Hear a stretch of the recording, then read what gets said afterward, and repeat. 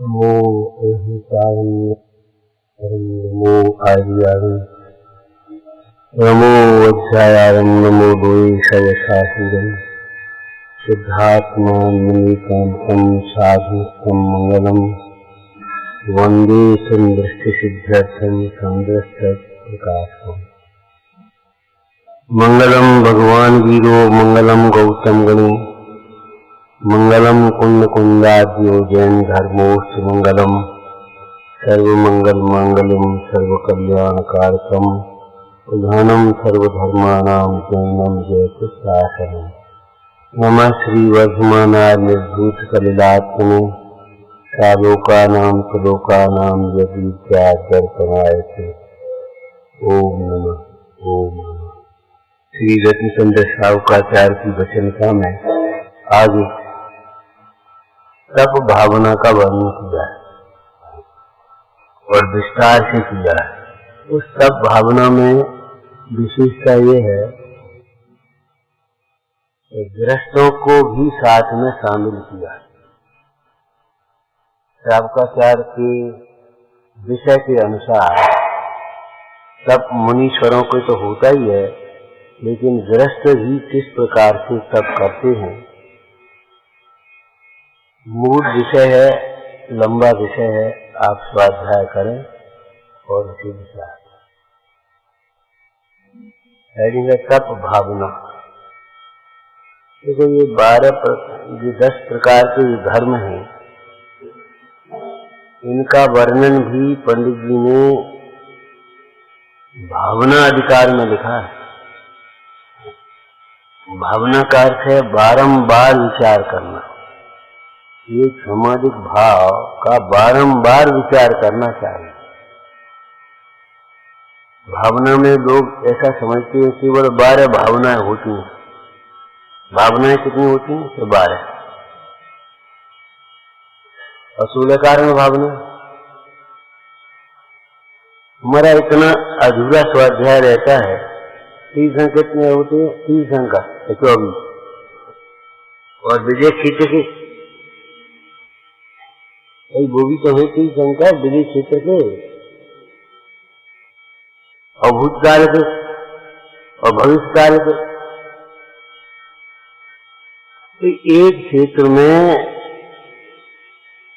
जैसे स्वाभाविक 30 शंकर हैं, तो वर्तमान में भरत क्षेत्र में क्रम करके आदि स्वर से लेकर के महावीर तक 24 शंकर दिए। ऐसे ही क्रम करके होते हैं। और विजय क्षेत्र में 20-30 शंकर एक साथ रहते हैं। ऐसी अनंत 24 हो गई। अगर इस प्रसंग को देखा जाए तो फिर 30 शंकर कितने होते हैं बता? अनंत हो गए वो भी। लेकिन जब अपन पढ़ेंगे भगवान अनंत होते हैं और 30 शंकर 24 होते हैं। तो 30 शंकर 24 होते हैं। इसका अर्थ क्या है? एक क्षेत्र में एक काल में 24 होते और क्रम से होते। ऐसी भावना 12 होती है। और 16 कारण भावना भी तो है। भावना का अर्थ है बारंबार विचार करना। आपको मालूम है स्वाध्याय के 5 भेदों में एक अनुप्रेक्षा नाम का स्वाध्याय है। और भावनाओं को भी द्वादश अनुप्रेक्षा कहा है। तो इसका अर्थ क्या हुआ? आचार्य तो ये कह रहे हैं कि भैया जो अपन स्वाध्याय में पढ़ते हैं उसका बारंबार विचार करें। 12 ही भावना नहीं, दिनागम में भावना के साथ कितने शब्द लिखे? तत्व भावना, वैराग्य भावना। यहाँ तप भावना शब्द लिखा है हेडिंग में, तप भावना। और आगे पंडित जी ने लिखा है अंत में, आयु काल की स्थिति अब थोड़ी दिखती है, इसलिए मूल ग्रंथ को अब हम विषय को समेट रहे हैं। और नहीं तो यहाँ अनेकांत भावना और समयसार भावना लिखने का भाव था। क्या अनेकांत भावना क्या होगी? कि वस्तु के अनेकांत, वस्तु अनेकांत स्वरूप है ना, तो अनेकांत आत्मक स्वरूप का बारंबार विचार करना।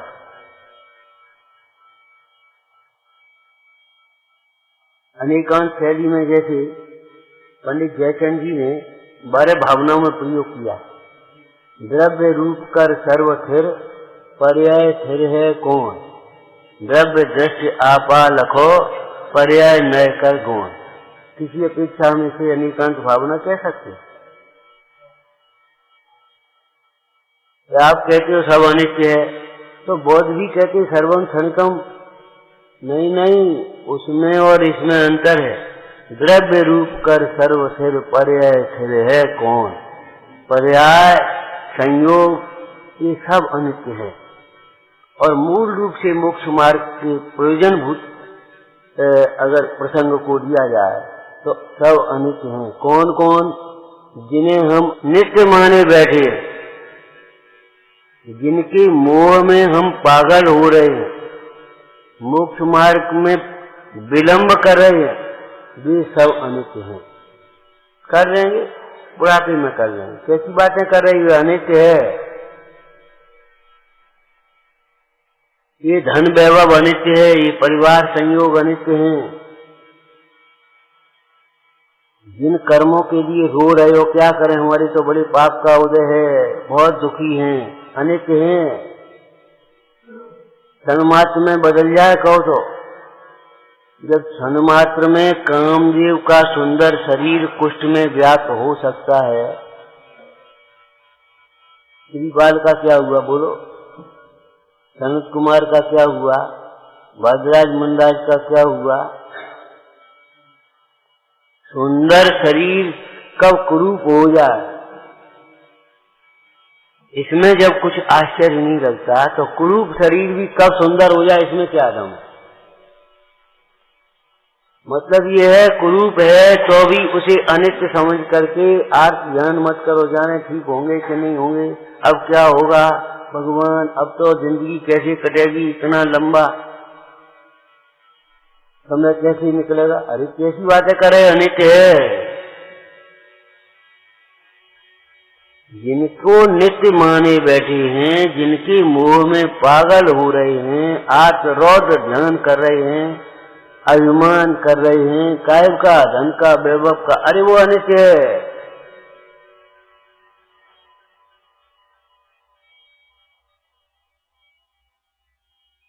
कब राजा रंक हो जाए, कब रंक राजा हो जाए, क्या दम है इसमें?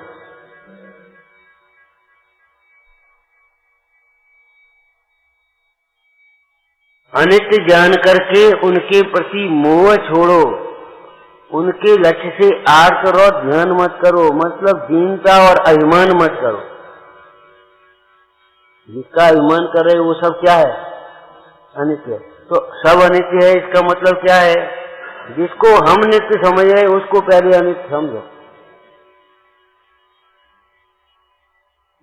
देखो असरण भावना में पंडित जी ने क्या कहा, शुद्धातम और पंच गुरु जग में शरणा दो, मोह उदय जिय के वथा आन कल्पना हो।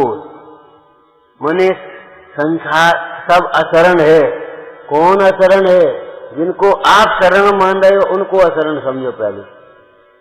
ये पैसा शरण नहीं है, इस तुम्हारे दुख को मिटने में समर्थ नहीं है, सुख देने में समर्थ नहीं है, असरण है।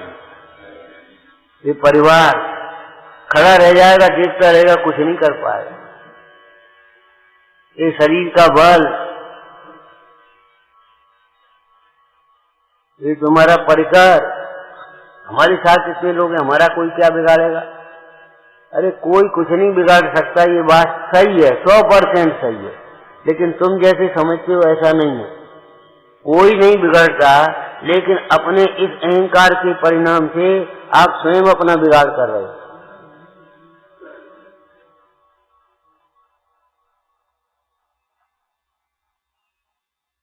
समय शास्त्री जी ने बहुत सुंदर चर्चा है बंद प्रसंग में। तो देखो परापराध से बंध नहीं है, लेकिन स्व के अपराध से ही ये भी बंध को प्राप्त हो रहा है। हम तुम्हारा कुछ नहीं बिगाड़ेंगे, लेकिन तुम्हारे अहंकार ही तुम्हारा पतन करा देगा।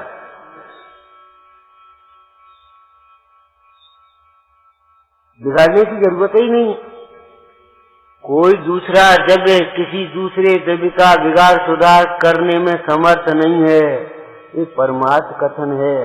कर्ता कर्म की अपेक्षा से करना निमित्त नहीं है, ऐसा नहीं है।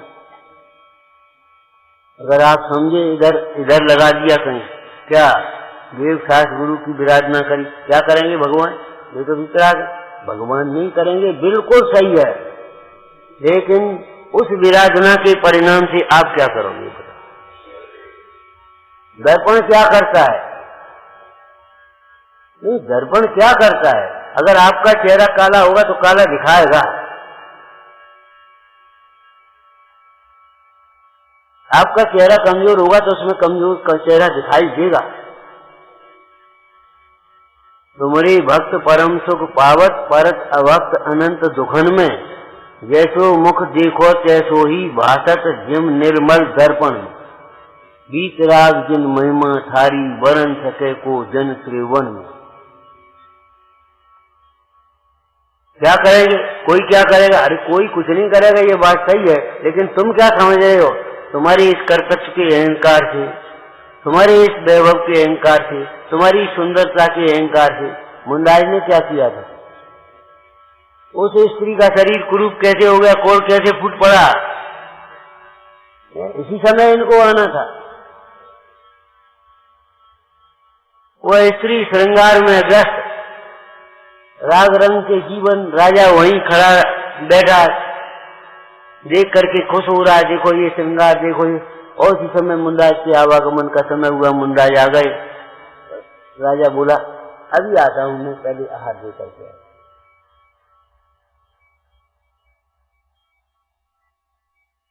लौट करके आया, वो खत्म हो गया। ये क्या हो गया? क्या हो गया? परिणाम का फल। पाप कर्म की उदीर्णा जब हो है तब तत्काल निरोगी शरीर भी रोगी हो जाए है। ऐसे पुण्य कर्म की उदीर्णा हो है तब रोगी शरीर भी निरोगी हो जाए। ये कोई आश्चर्य नहीं है। आप दुनिया इनको चमत्कार कहती है, चमत्कार नहीं है, ये पुद्गल के परिणमन है। ऐसा कैसे हो गया कि भाई पराग भाव, प्रशंसा भाव, अन्योन्य भाव और चार अभाव है कि नहीं? तो पराग भाव, प्रशंसा भाव है कि नहीं? ये अभी तो ये लोई रखी थी, इतनी बड़ी रोटी कैसे हो गई? तो देख लो, हो गई ना। वो पर्याय अलग, ये पर्याय अलग है। ये तो कच्चा था, ये पक्का कैसे हो गया? ये तो खट्टा था, मीठा कैसे हो गया? तो ये सब पुद्गल के परिणमन है। जैसे उस पुद्गल के परिणमन है, ऐसे इन पुद्गलों के भी परिणमन है। बिना औषधि के भी रोग ठीक होते हैं और अनेकों औषधियां सेवन करने पर भी रोग ठीक नहीं होते। और एक प्रसंग तो ऐसा लिखा कि गुरुजनों के अनादर से होने वाले रोग तो अनेक औषधियों से भी ठीक नहीं होते।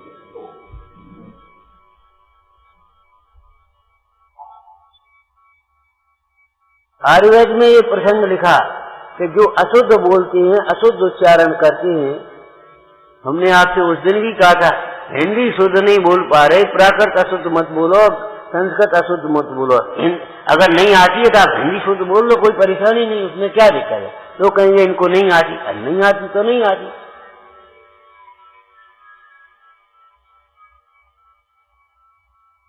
जो अशुद्ध उच्चारण करते हैं उनको कंठ के रोग होते हैं। आयुर्वेद में लिखा होते हैं। अब वे रोग कैसे मिटेंगे ये बता? औषधियों से।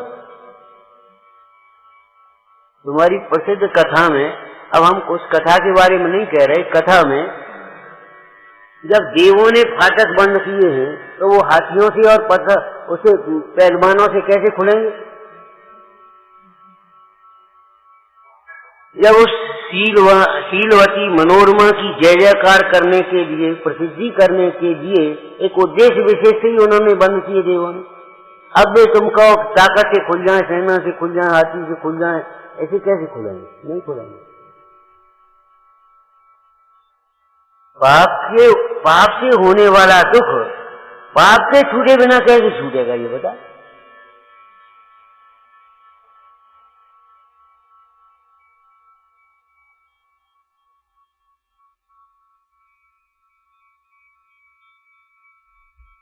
अज्ञान से होने वाला दुख अज्ञान में देगा, कैसे मिटेगा? जब हम घर छोड़ दो घर। अज्ञान से होने वाला दुख अज्ञान मिटे बिना नहीं मिट सकते, असंभव है ये बात। तो भावना का मतलब ये नहीं है इन विषयों की भावना ही, अनित्य शरण संसार एकत्व, और इनके भी हमने क्या किया, पाठ करना शुरू कर दिया। और पाठ के बाद आज तो एक और दशक हो गई विचित्र, रिकॉर्ड बन गए। सीधा बारे भावना का रिकॉर्ड लगा दिया, कैसे लगा दिया, और वो बज रही है, अपन चाय पी रहे, अपन झाड़ू लगा रहे, अपन काम कर रहे, वो अपनी बज रही है। बड़ा धार्मिक परिवार, सभी इसे बारे भावना की कैसे चलती। अब ये बताओ, वो धर्म वहां होगा कि यहाँ होगा? बज तो वो रही है ना। पंडित टोडरमल जी ने अनंत भक्ति के अन्यथा स्वरूप में लिखा कि देखो, बिना परिणामों के तो नाम लेने वाले की भी सदगति नहीं होती, तो नाम सुनने मात्र से सदगति कैसे होगी? कुत्ते को नमोकार मंत्र सुनाया, तो ये नमोकार मंत्र सुनाया तो वो कुत्ता बस देव हो गया। नमोकार मंत्र की महिमा, ठीक है भाई साहब, कोई बात नहीं, वर्तमान योग की शैली है। लेकिन हम ये कहते हैं, एक तो नमो अनंतारम प्राकृत भाषा कुत्ता कैसे समझेगा? चलो समझ गया, तो फिर मुझे बताओ, अगर उसके परिणाम संकलेश ही बने रहेंगे तो वो मंत्र क्या करेगा? पंडित टोडरमल जी ने कहा, नमोकार मंत्र सुनते समय अथवा उस शांत मुद्रा को देखते समय जीवनधर कुमार को देखा, अरे ये कोई हमारे कैसी है, इसकी मुद्रा कैसी अद्भुत लग रही है। उस सिंह ने हिरण को फाड़ रहा था, मुंडा जो की जैसी, वो ये तो कोई अलग है भाई, ये सामान्य पुरुष नहीं। पूर्वा भील ने वो मुंडाज को देखा था, ये शिकार नहीं है, ये वन देवता है। उसकी स्त्री ने कहा वन देवता है ये, चलो इनके पास।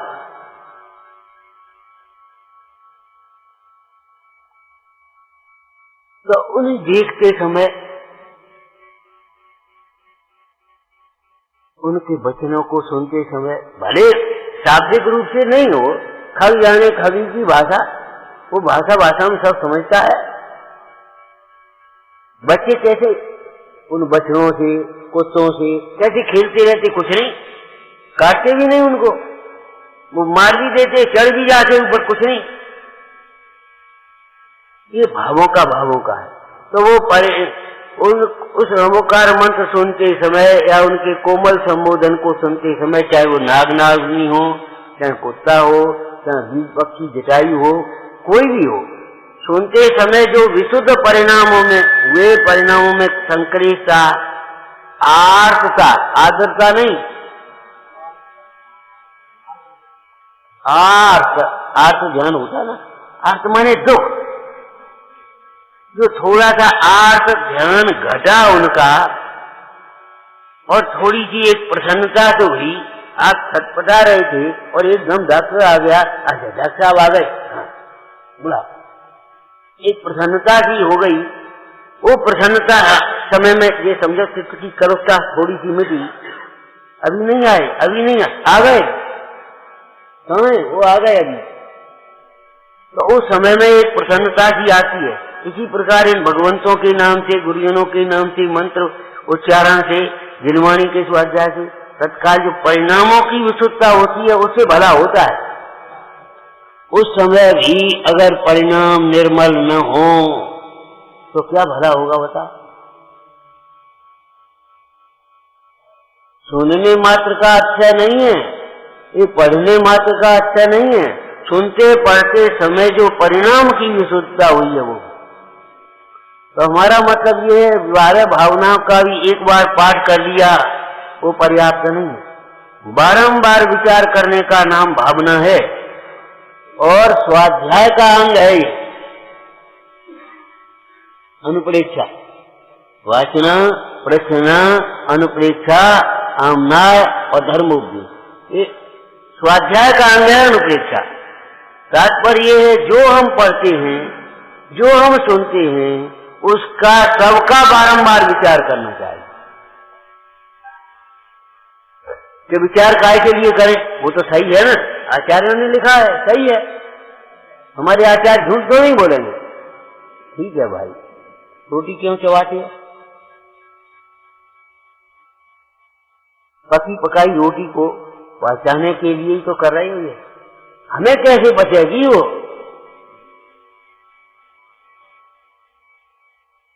एक पढ़ा लिखा बालक बोला पापा अपने पिताजी से, पापा ये रोज रोज मंदिर जाना हमारी समझ में नहीं आता, तो रोज रोज मंदिर जा। अरे कभी कभार हुआ है, रोज रोज मंदिर जाओ ये हमारी समझ में नहीं आता। पापा जी बोले हमारे पास प्रसंग लेकर के, तो वो बच्चा ऐसे कहता है, हमने कहा कहना कि रोज रोज शीशा क्यों देखते हो? अरे कभी कभार देखिए, अगर रोज रोज देखते हो हमारी समझ में नहीं आता। अरे अरे अरे क्या होता है? अरे हमारे मुंडा तो कभी नहीं देखते, तुम कभी कभार देख लो, रोज रोज क्यों देखते हो? हमारी ये नहीं समझ में आता। अरे वो रोज रोज संभालना पड़ता, तो बस समझ, बस आ गया समझ। रोज रोज परिणाम संभालने के लिए, स्मरण करने के लिए, रोज रोज काय के लिए, दिने दिने क्यों? परिणाम को संभालने के लिए, अपने स्वरूप को याद करने के लिए, निर्मल करने के लिए, ये रोज रोज का काम है। सत्कर्माण कदा कदा नहीं, इनमें टाइम टेबल मत बना लेना। क्या संडे को देव पूजा? नहीं नहीं, मंडे को देव पूजा। और भाई इंग्लिश मीडियम है, हमें आती नहीं तो हम क्या करें? 6 दिन तक 6 आवर से कर लो, संडे की छुट्टी, आराम से तो। छुट्टी आपकी अधूरे कामों को पूरा करने के लिए है, आपकी गंदगी को छुड़ाने के लिए है। छुट्टी इसके लिए नहीं है चाहे देर तक सो और देर में अपने उठो, चाहे जो खाओ चाहे पियो, घूमने जाओ। छुट्टी इसके लिए नहीं है, ये तो विपरीत रुचि का कार्य है।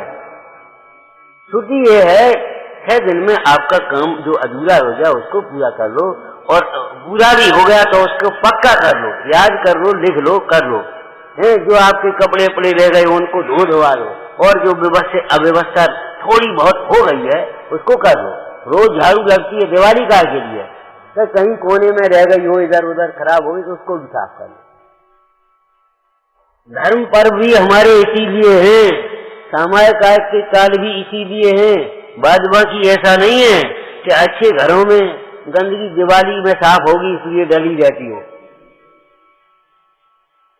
ये गंदगी अब दिवाली आ रही है, 1 आध महीने में साफ हो जाएगी, ऐसा होता है क्या? अब कल साफ होगी ये भी नहीं है, अभी हाल करते हैं। ऐसे इन परिणामों की, गंदगी गंदे परिणामों की आलोचना तत्काल कर लेना चाहिए। अब सामायिक के काल में या रात के समय के दोष का सवेरे उठ करके प्रतिक्रमण करेंगे। अरे सवेरे उठे ना उठे क्या पता, तत्काल रोग का इलाज तत्काल करते हैं, इच्छाओं की पूर्ति में तत्काल प्रवर्तते हैं और धर्म कार्यों को टालते हैं।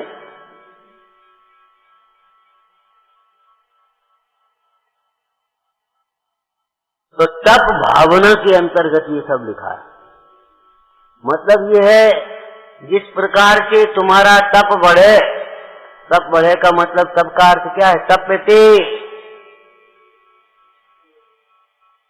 जिससे जैसे सोने को तपाया ना तो एकदम बढ़िया चमकदार चित्रकाल में जल गई, ऐसे आत्मा में परमात्मा होने की शक्ति है। लेकिन ये तप से अग्नि के द्वारा ये जो विकार भाव जले और आत्मा का प्रकाश प्रकाशित हो गया। चकचकायते ये शब्द है ना, चकचकायते प्रकाशित हो उठा।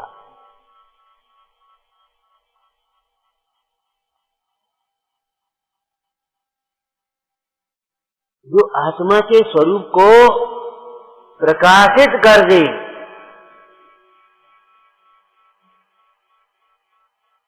प्रकट कर दे। अब प्रकट कर दे का मतलब प्रकट अनुभव करे। और आत्मा का स्वरूप कैसा है? विश्रांत रूप है कि थकान रूप है? विश्रांत रूप है। तो स्वरूप विश्रांति का।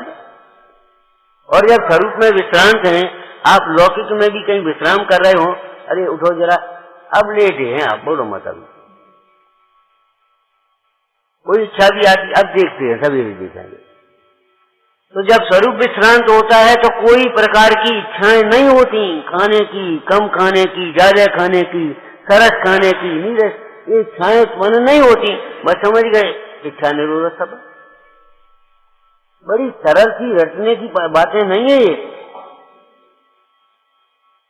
एक ही समझ से सारी समझ विकसित हो जाती है।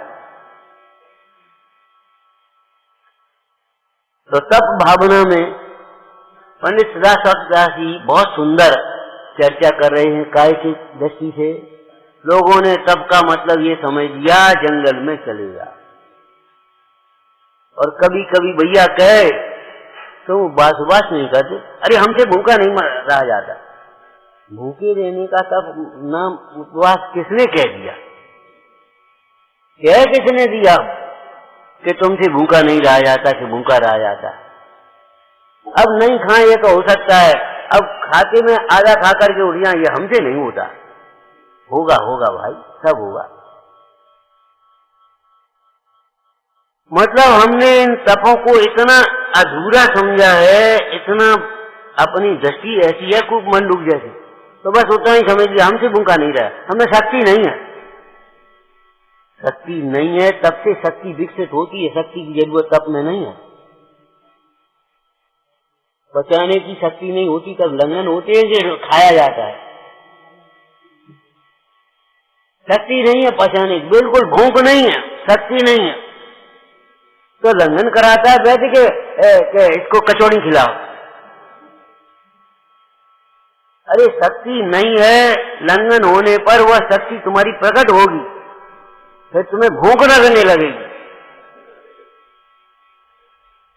ये विपरीत मान्यता है। तप के लिए शक्ति की जरूरत है। अरे तप के द्वारा शक्ति विकसित होती है, ये समझना।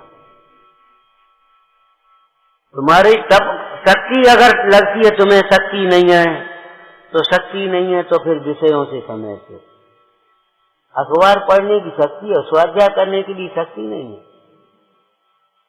वे महीन अच्छा सब पढ़ जाते हो और ऐसे पढ़ते हो, ऐसे घंटों रख करके, और यहाँ पढ़ने के लिए, टीवी देखने के लिए आंखें कमजोर नहीं और यहाँ आंखें कमजोर बताते हो। शक्ति नहीं है कि बहाना है। और गाओगे तब जाने कितने ढोल बजाओगे, भगवान होने की शक्ति, अगर शक्ति नहीं।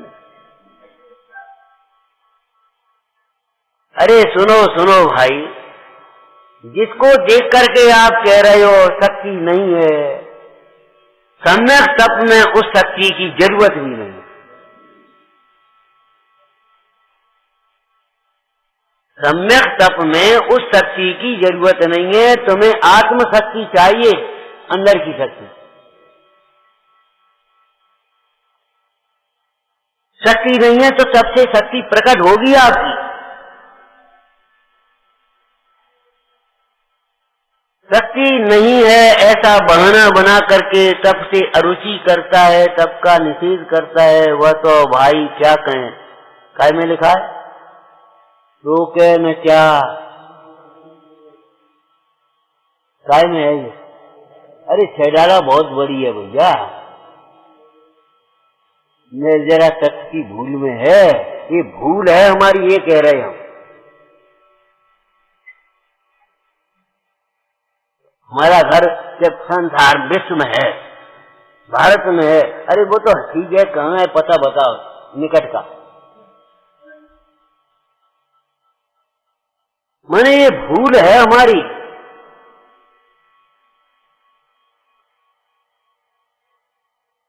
बात ये है, विष्णु कुमार एक मुनिराज हुए, वात्सल रंग में उनका नाम प्रसिद्ध आता। जब उनके पास एक प्रसंग पहुंचा कि 700 मुनिराजों के ऊपर उपसर्ग हो रहा है, तो भाई हम क्या करें बोला, हम तो मंगल कामना करेंगे और उपसर्ग विजयी क्षमता रखेंगे, जीतेंगे, हम क्या करें कि महाराज आपको विक्रिया रिद्धि है। जब विक्रिया रिद्धि अच्छा, तो उन्हें हाथ चला है। अंतर में संतुष्ट और तृप्त रहने वाले उन योगी घरों को ये विकल्प ही नहीं है, विक्रिया रिद्धि है, पता ही नहीं है हम पे है। ऐसे ही इन बाहर में मगन रहने वालों को ये पता नहीं है हमें कितनी शक्ति है, ये कह रहे हैं। बाहर में मगन है, खाने में, पीने में, विषय भोगों में, परम में, परिचय में, बातों में मगन है, बातें बनाने में चतुर हैं। कितनी शक्ति है आप में पता नहीं है आपको। अरे त्रैकालिक शक्ति की बात तो अद्भुत है, अनंत शक्ति है ही। वर्तमान पर्याय में भी कितनी शक्ति प्रकट है आपको पता नहीं। अगर भैया वो बुद्धि नहीं है, समझ नहीं पाएंगे हम। अरे आप संगी हैं, संगी कहते ही उसे है जो समझ सकता है, शिक्षा उपदेश को ग्रहण कर सकता है। भले शब्द याद नहीं रहते हैं, लेकिन भाव आपको याद रहेगा। और प्रसंग विनय से अगर सुनेंगे, विनय से पढ़ेंगे, विनय से अभ्यास करेंगे, तो इसी शास्त्र में लिखा है पढ़ना। तो कहाँ लिखा है? तो पूरा पढ़ो।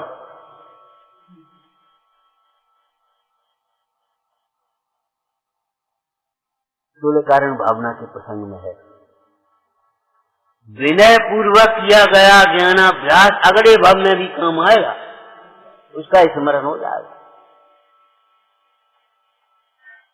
और अभिमान पूर्वक अगर अभ्यास किया गया, मद मत्सर भाव से सुना पड़ा गया, तो इस भाव में भी कुछ काम नहीं आएगा। मन भेद ज्ञान तो होगा नहीं, अभिमान अहंकार उत्पन्न करेगा।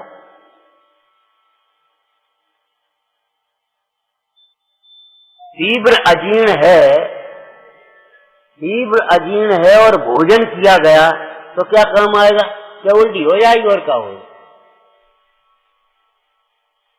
क्या होगा बताओ आप? तकलीफ होगी। कोई ऐसा तो नहीं है उस भोजन से आपको शक्ति मिले, कोई आराम हो उसको, नहीं, उल्टी हो जाएगी और आप परेशान हो गए।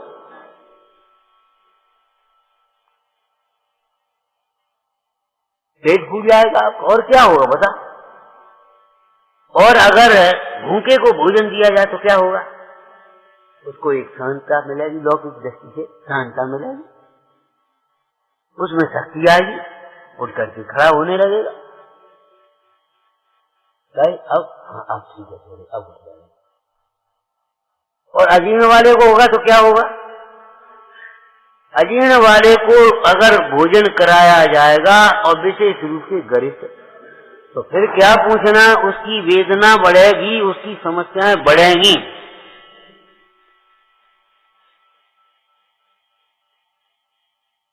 ऐसा नहीं है उसमें से कोई शक्ति आएगी क्या कुछ और, नहीं, ये साइकोलॉजी खराब है।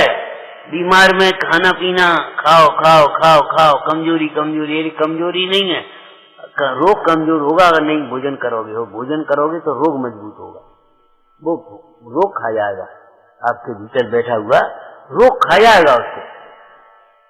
एकांता नहीं है, ध्यान रखना, वो वैद्य के हिसाब से समझना, कब खाना, कितना खाना, कैसे खाना।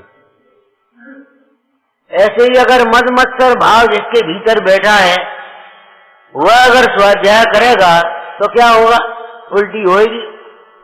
उल्टी होने का अर्थ समझ गए होगे? हम आपको समझाएंगे, आप इनको समझाने लगोगे, या हमें ही लौट के समझाने लगोगे।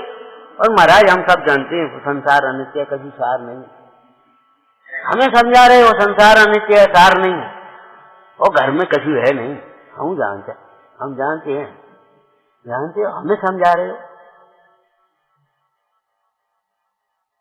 अरे ये तो हम खुद के हमें ही कह रहे भैया, तुम हमें क्या समझा रहे इन बातों को?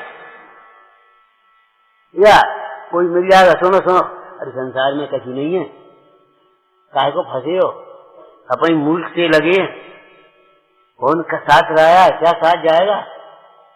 धर्म ही करना चाहिए, धर्म कर लो, धर्म ही साथ जाएगा। समझाओगे? उल्टी होने का मतलब समझ गए? अरे आप उसकी भाव से समझो। उल्टी होना माने जाना चाहिए नीचे, आएगा ऊपर, तो जाना चाहिए भीतर, और आप बोलोगे बाहर। दिशा उल्टी, पर सन्मुख होना, पर में मोह बढ़ना, पर में आसक्ति बढ़ना, अभिमान अहंकार आदि बढ़ना, ये सब उल्टी बातें हैं। उल्टी होने के समान समझना, ये कष्टकारी है। और कैसी कष्टकारी है? अपन ने स्वाध्याय किया, अब यहाँ आ गए, अब इनको ये लगता है हमें कोई नहीं पूछता, हमारा भी क्लास होना चाहिए, हमारा भी प्रवचन एक तो रख दो।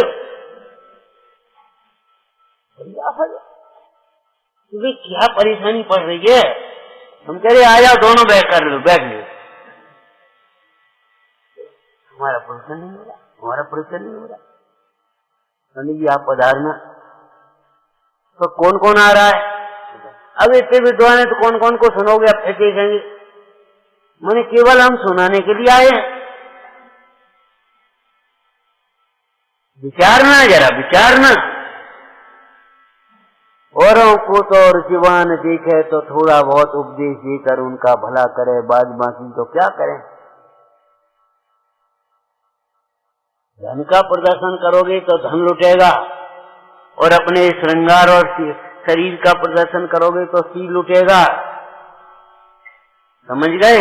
और क्रियाओं का प्रदर्शन करोगे तो धर्म लुटेगा आपका। ज्ञान का प्रदर्शन करोगे, ज्ञान लुटेगा आपका, और कुछ नहीं होगा। ये बोलता देखा पंडित जी हमारे यहाँ आना, पंडित जी हमारे यहाँ आना, और बस 4 जगह गए आए और बस उसी में रमन हो गए, अपना काम छूट गया। और जरा लगने लगा हम कछु हो गए। अरे 4 जने हमको पूछ रहे, ये सब पागल तो है नहीं? ये नहीं मालूम पागलों की बस्ती है दुनिया। ज्ञानी तो उसे कहते हैं तुम अपना काम करो, अपने घर रहो, अपने घर जाओ। वो घर नहीं ईट पत्थर वाला। उस दिन क्या कहा था हमने कुन स्वामी का वाक्य बोल करके, साधिये निज कार्य अविरल साध रत रहे मौन में। ज्ञानी किसको कहते हैं? जीवन भर मौन रहना आता है उसे, और मौन रहना माने शांत रहना आता है।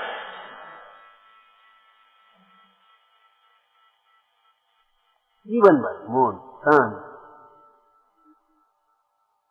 कैसी सुंदर भजन की लाइनें हैं। हम बैठे अपनी मौन सो, दिन 10 के मेहमान जगत जन बोल बिगाड़े कौन सो। साहब पंडित तुम मुझे ऐसे काय को कल ये कहाँ लिखी है, ये फलाना और जेठी का, और ये बताओ ये बताओ ये बताओ, लगे उसी में, और ये देख ली वो देख ली, लगे भाई में, अपने आराम से बैठे नहीं थे। एक बाबा जी थे हमारे गांव में, अब तो शांत हो गए, गेंदालाल बाबा जी थे। एक दिन बोले भैया ये फेवटम कम है तो अच्छो है, कोई पूछत नहीं, अपने आराम से बैठ माला ले रहे। अब कष्ट तो तब हो जब पूछता नहीं और पूछवाने की क्या हो। और कोई आयु जातो है तो हम कहे पंडित जी पे जाओ, प्रेम से पूछो, बेगा हम क्या बताएं। ये बैठे अपनी माला ले गए।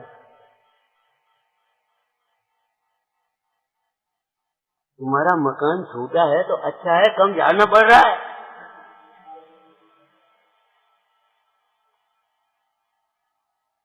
अरे बताओ ना, और नहीं तो फिर लगा झाड़े की नौकरी।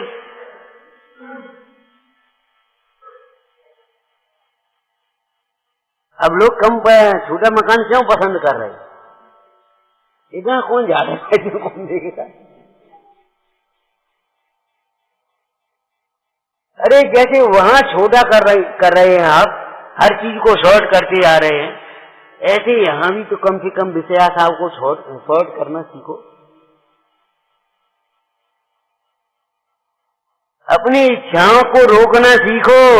पूर्ति करने में लगे रहोगे, जिंदगी छोटी पड़ जाएगी।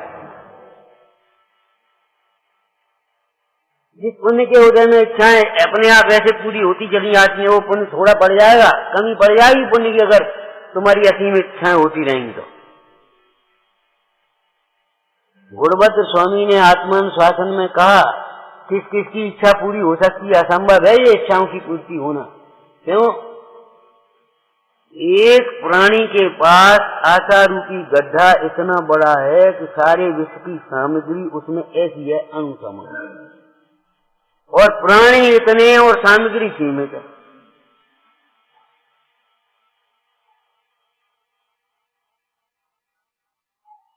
हम ये कह रहे इस प्रसंग को पढ़ करके एक मान्यता तो ये बदलना कि गृहस्थी में नहीं हो सकता, तब गृहस्थी में कुछ नहीं हो सकता।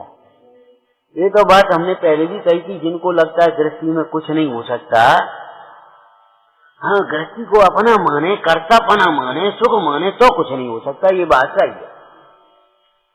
और उसे ही छुड़ाने के लिए कहते हैं गृहस्थी में कुछ नहीं हो। लेकिन आपको आगम से देखो तो 10% तक गृहस्थी में है, घर में है कि नहीं बोलो? तो वो तो साहब बहुत उदासीन, तब वो अलग बात है, लेकिन है घर में कि नहीं ये बताओ। गृहस्थी में सम्यक दर्शन हो सकता है कि नहीं हो सकता? सम्यक ज्ञान हो सकता है कि नहीं? अब इन 12 तपों में से आप एक एक का नाम लेकर के विचार करना, क्या हो सकते हैं कि नहीं गृहस्थी में? आप कहते हो बहाने बनाते हो तब करना नहीं है, और वैसे ही इच्छाओं की पूर्ति में लगे रहना है, और कहते वो गृहस्थी में कुछ नहीं हो सकता। एक कवि ने तो व्यंग कर दिया, जिन पे घर माए सधी न कछु होते बन माए कहा करूं। जब तुम घर में नहीं कर पा रहे तो जंगल में क्या करोगे? घर में बैठकर शांति से रोटी नहीं खा पा रहे, न नमक कम है, न मिर्ची कम है, न मीठा नहीं है, न फलाना नहीं है, न गर्म है, न ठंडा है, तो अकुला बिकुला जाते कड़े मचा देते, घर में बाहर क्या करोगे? आराधना करोगे कि विराधना करोगे? प्रभावना करोगे या प्रभावना करोगे? क्या करोगे ये बताओ।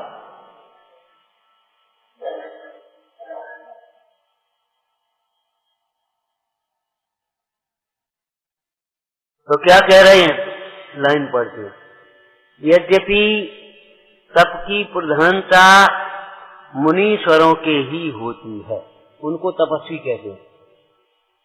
तपस्वी का अर्थ अगर पूछा जाए तो क्या कहोगे आप? तपस्वी माने ये, तपस्वी माने ये नहीं कहेंगे, तपस्वी माने मुनीश्वर, तपोधन कहते ना। तो यद्यपि तप की प्रधानता मुनीश्वरों के होए है, तथापि तप भावना ग्रस्त को भी भाने योग्य है, ये कह रहे हैं। ये प्रसंग, ये लाइन हम तप भावना में से बांट रहे, पीछे वो तप धर्म में से नहीं, उत्तम तप में है। आप देखो मिलेगी नहीं तो कहोगे कहां से बांटी, ठीक है ना। तो तप भावना ग्रस्त को भी भाने योग्य है। तप भावना का अर्थ क्या है? शब्दार्थ एक तो तप भावना माने तप की भावना, जैसे स्वर्ग में तो विवेकी देव, ज्ञानी देव क्या भावना भाती है? स्वर्गादिक में पछताते होते नर देह मिले तो करें तप को, तब हमें मनुष्य पर्याय मिले और हम तपस्या करें। कहाँ आकर के पड़ गए? यहाँ तो संयम का अवसर ही नहीं है, तप का अवसर ही नहीं है। पछताते होते ये ज्ञानी स्वर्ग में पहुंच गए ना, अब पछा रहे संयम रूपी रत्न हमारा लूट गया,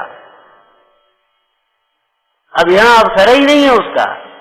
अब कब हम मनुष्य पर्याय को प्राप्त करें और कब हम तपस्या को धारण करके अपनी अधूरी आराधना को पूरा कर लें।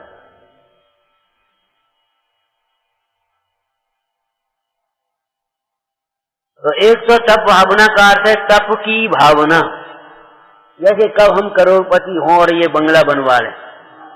अब क्या बताएं, सोच रहे हैं 10-20 लाख रुपए मिल जाए गाड़ी खरीदे, इस तरह की बातें आती हैं कि नहीं आती? ये कामनाएं मिथ्या है, पाप बंध के कारण है। होंगी नहीं होंगी, क्या होगा कैसे पता, कुछ नहीं मालूम, फालतू का पाप मत मानो। इसको हमारे आगम में अप्रशस्त निदान कहा है। अगर भावना ही माना है, आगे की भी सोचना है, तो ये सोचो कब हमारी स्थिरता बढ़े, कब हमारा वैराग्य बढ़े, कब मुझे वैराग्य होगा इस दुखी संसार से।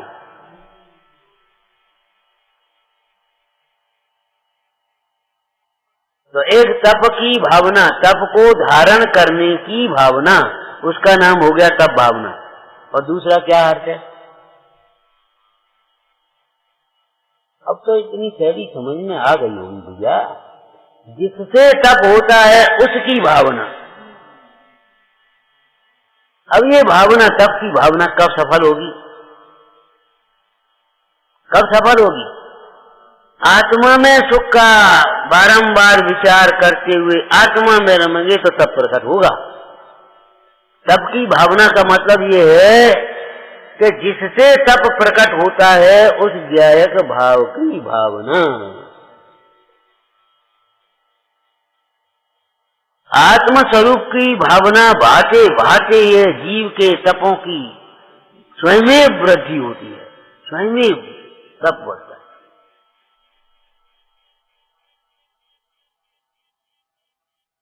अरे भाई, मोक्ष की वांछा से मोक्ष होता है क्या?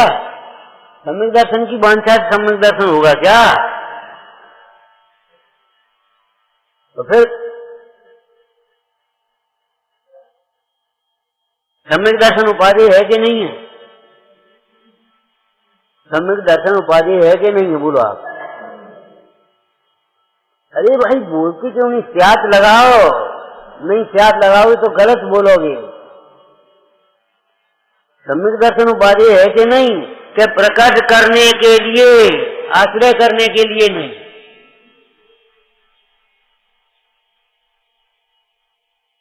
अभी है कहाँ उसका आश्रय करोगे?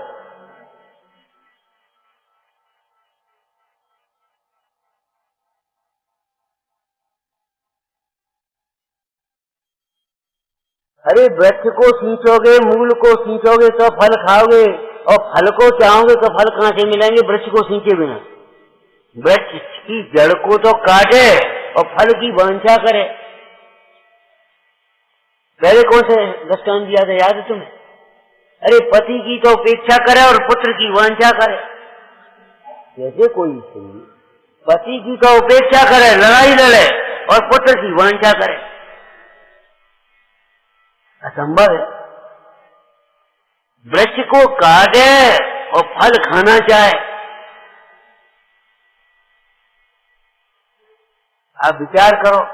अब इस सिद्धांत में घटाओ, आत्मा का तो अनादर करे, रुचि रखे। आत्मा क्या होता है? आत्मा फात्मा सम्यक दर्शन चाहिए अपन को। भैया सम्यक दर्शन बिना आत्मा के नहीं मिलेगा।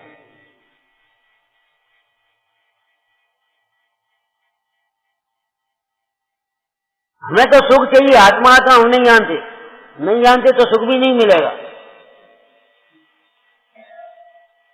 जानना पड़ेगा आपको, आत्मा ही सुख रूप है और अपने लिए अपना आत्मा सुख रूप है। अपना सुख अपने आत्मा में है। नहीं, हमें आत्मा बिना सुख बताओ तो मिश्री के बिना मिठास बता दो। तुम मिश्री के बिना हमें मिठास दे दो क्या? अरे पैसा जो चाहिए सो ले लो, कोई दिक्कत नहीं। मिश्री के बिना मिठास क्या? वजन नहीं चाहिए हमको, वजन कौन ले? कभी नहीं मिलेगा। मिश्री को आस्वादोगे मिठास मिलेगा, मिश्री को आस्वादे बिना मिठास नहीं मिलेगा। आत्मा को समझोगे, आत्मानुभव होगा, आत्मा की प्रतीति आएगी तो सम्यक दर्शन होगा। आत्मा के लक्ष्य के बिना सम्यक दर्शन पर द्रव्यंत भिन्न, सम्यक दर्शन में रुचि, सम्यक दर्शन है। बोलो, ये कहाँ लिखा है? पर द्रव्यंते भिन्न आप में रुचि सो सम्यक तो भला है, और आप रूप को जान पनो सो सम्यक ज्ञान। आप रूप में लीन रहे फिर सम्यक चारित, तो आप रूप में हो विश्रांत तो सम्यक तप हो गए। तो तप भावना माने आत्मा की भावना। एक तो तप की भावना, तप प्रकट करें, तप प्रकट करना, तप प्रकट करना। एक जिनागम इसी में प्रशस्त निदान लिखा है। निदान के भेद प्रशस्त और अप्रशस्त। प्रशस्त निदान क्या लिखा है बताओगे भैया? प्रशस्त निदान क्या है? अरे भाई संगनन कमजोर है, क्या करें, कब संगनन मिले हमें अच्छे और अच्छा क्षेत्र मिले और अच्छा शरीर मिले और साधर्मियों की संगति मिले तो हम धर्म ध्यान करें। ये है प्रशस्त निदान। इस ग्रंथ में एक बड़ी अटपटी बात लिखी भोगो भोग परमाण के प्रसंग में। नगर में बसने का सुख,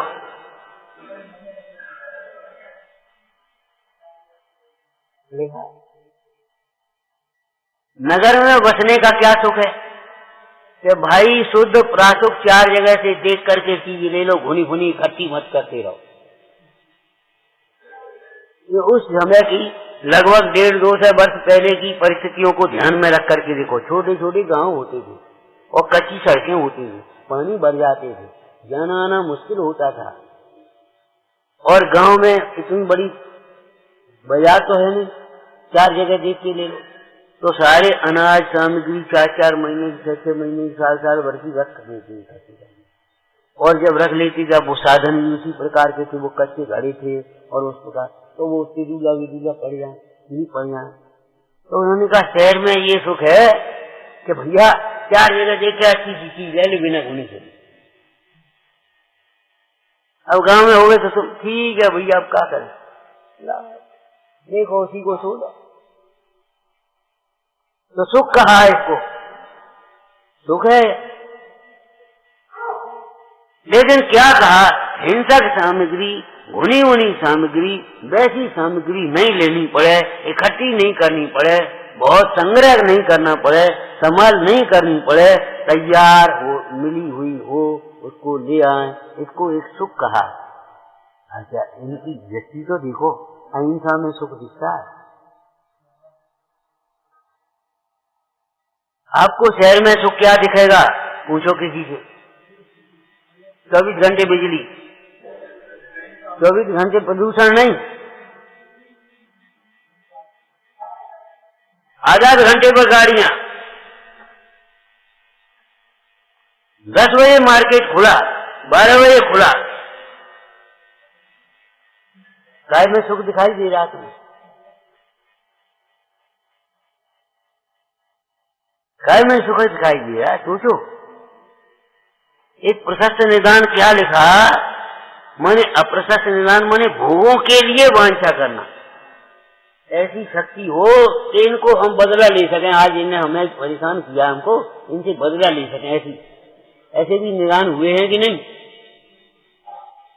बोलो, प्रति नारायण नारायण हो जाते हैं ना, ऐसे ही निदानों से, और फिर वो नरक में जाने पड़ता है। वो क्या नाम, कंस के प्रसंग में भी यही था, मेरे तप का ऐसा प्रभाव हो, ऐसी शक्ति प्रकट हो, मैं इससे बदल लूं राजा से। अप्रशस्त निदान, भोगों की वांछा, मैं स्वर्ग में जाऊं और बस वहां आनंद से भोग भोगूं, अप्रशस्त। मान लो किसी श्रावक को भोलेपन से ये भाव आ गया, स्वर्ग में शक्ति हो जाए, ऐसी शक्ति होगी तो नंदी स्वर के साक्षात दर्शन करेंगे, विदेश से जाएंगे, वहाँ कृष्ण जिनालय देखेंगे, ये लिखे हैं, वहाँ साक्षात देखेंगे। पूरा सा मिश्र हो गया तो प्रशस्त बात साथ में। मैंने धर्म के अर्थ वांछा, एक आपकी पैसा हो जाए तो बिल्डिंग बनवाऊं, और एक क्या करें हमारे पास पैसा नहीं, पैसा होता जी मांग रहे हैं और ये ऐसे सोच ऐसे मुड़ी जा रहे हैं, बैठे हैं, हमारे पास हो तो हम अकेले कर लेते। महावीर जी की वेदी बननी थी मंदिर की, और टाइम के अंतर्गत बननी थी। तो भैया चलो जयपुर चलो, तैयार वेदी मिल जाए तो ठीक रहेगा। तो बता रही और वे अपने सेठ जी संग में चले। ट्रेन में बातें करते चले रहे, 2-4 दिन ही रह गए, अब कब वेदी लगेगी, कब क्या होगा। तो बोले अरे भगवान की अत्यंत शक्ति है, भक्ति की अत्यंत शक्ति है भैया, तैयार मिल जाए वेदी और वो हो जाए। तो बगल में बैठा था कारीगर, बगल में ट्रेन में, तो बोला आप लोग काय की चर्चा कर रहे हो? कटारी बोले भैया इन्होंने महावीर जी में वेदी बनाने का भाव किया है, वहाँ वेदी बनानी है, और देखो। बोले साहब हम कुछ कहें, हमने भी बड़े मन से एक वेदी तैयार की है, सुना करके क्या कहें, अगर पसंद आ जाए तो वो वेदी लग जाएगी, तैयार है। बोले देखो हो गया। तो बोले कीमत, वेदी देखी, वेदी की पसंद आ गई, बोली ये वेदी बढ़िया रहेगी, क्या कीमत? वो कारीगर क्या बोला, क्या कहें साहब, कीमत क्या बता, अगर हमारी शक्ति होती तो हम खुद जाकर के वहां लगा देते भगवान की वेदी। एक साहूकार से कर्जा लेते रहे, आटा दार लेते रहे, बच्चे पालते रहे, बाकी कीमत चुक गया, हमें कछु नहीं करना। कैसी भावना है हम पे होते, आज हम इस लायक होते तो अपने आप लगा दे।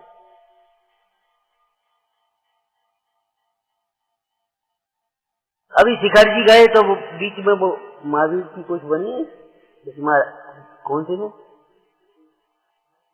है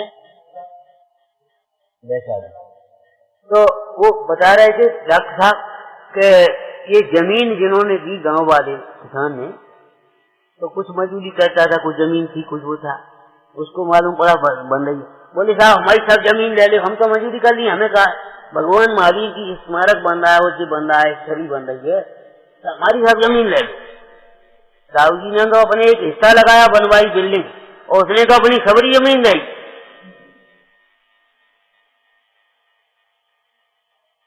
आप सदैव याद रखना, आत्मा की आराधना, जिन शासन की प्रभावना महाकार्य है। अत्यंत विनय से, विवेक से, यत्नाचार से और समर्पण भाव से करना। कभी इनमें सोचने की जरूरत नहीं है, सोचने की जरूरत नहीं, ज्यादा दिमाग मत लगाओ। तो प्रशस्त निदान का मतलब ये है, भोगों के लिए वांछा नहीं की गई। अगर हमारी शक्ति होती तो हम भी उपवास करते, आज बीमार हो गए, सब उपवास नहीं कर पा रहे, सब लोग उपवास कर रहे, क्या करें, अब खाना पीना पड़ रहा है, हमारी शक्ति होती तो हम भी उपवास। ये अप्रशस्त निदान नहीं है, प्रशस्त निदान।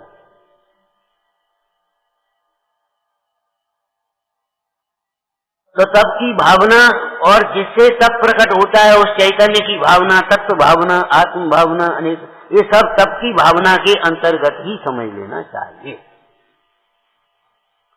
तप को प्रकट करने वाले, तप को बढ़ाने वाली ये 12 भावनाएं लिखी हैं। वैराग्य उपावन माई, वैराग्य बढ़ावन माई।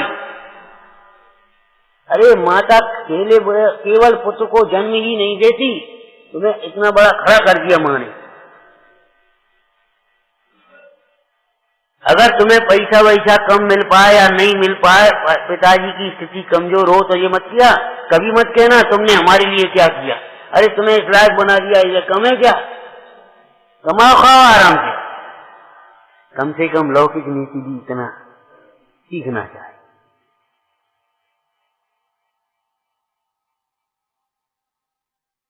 अहंकार करने की बात नहीं है, हमने इनको पढ़ा दिया, इनको पढ़ा दिया, इनके लिए एक बंगला बनवा दिया, इनको ऐसा कर दिया, और तुमने हमारे लिए क्या किया बता। अरे भैया किसी ने किस नहीं किया, पुण्य पाप के उदय के अनुसार उसकी व्यवस्थाएं बनती हैं। ध्यान रखना, जिसको सुखी करना हो धर्म मार्ग में लगाना, धर्म मार्ग में लगने से उसकी व्यवस्थाएं स्वयं बन जाएंगी। और धर्म मार्ग में लगे बिना एक जगह व्यवस्था बनाने जाओगे, 2 जगह छूटेगी, कभी व्यवस्था नहीं बना पाओगे। लेकिन बड़ी मोह की दशा विचित्र है, धर्म मार्ग में लगाएंगे नहीं और व्यवस्था उनकी बनाने में हम लगे रहेंगे। बच्चों की व्यवस्था बनानी है, तो छोटे की व्यवस्था बनानी है, बड़े की व्यवस्था बनानी है, वो उसकी मजले की व्यवस्था बनानी है, बच्चों की व्यवस्था बनानी। अरे धर्म मार्ग में लगाओ, व्यवस्थाएं स्वयं पीछे पीछे फिराएंगी। तो यद्यपि तप की प्रधानता मुनीश्वरन के है, तो भी गृहस्थन को हुई तप भावना बहना चाहिए। यदि तप भावना भाता रहे, देखो इसका बहुत सुंदर अर्थ किया, यदि तप भावना भाता है तो रोग आदि कष्ट आने पर चलायमान नहीं होता। एक तो लाभ ये है, भूख प्यास सहन करने की आदत है ना, उपवास आदि के माध्यम से, अनशन के माध्यम से, तो किसी दिन अगर कोई रोग आदि हो गया और कोई परेशानी आ गई, किसी दिन कोई कहीं अटक गए, भोजन नहीं मिल पाया, तो कोई बात नहीं, आज उपवास समझ लो, आज अष्टमी समझ लो, ऐसा कह लेते लोग, नमक नहीं मिल पाया, अरे कोई बात नहीं, आज रविवार समझ लो। तो तप भावना के तपस्या के अभ्यास से क्या होता है, रोगाधिक कष्ट आने पर भी चलायमान नहीं होता, इंद्रियां विकल नहीं होती,